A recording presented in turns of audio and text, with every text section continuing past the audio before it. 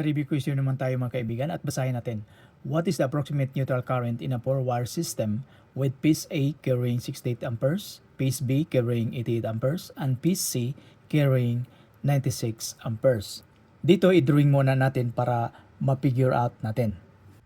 Ito na ang drawing natin. Ang problem ay Y configuration at yan ang current na dumadaloy sa bawat linya.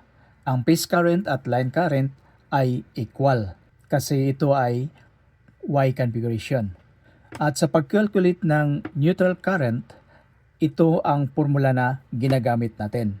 Ang I1 ay itong 68 amperes, ang I2 itong 88 amperes, ang I3 ay ang 96 amperes. Okay? So, i-substitute lang natin ang mga value dito sa formula. Pero, kung mayroon kayong ganitong calculator, pwede nating idiretso pag-calculate.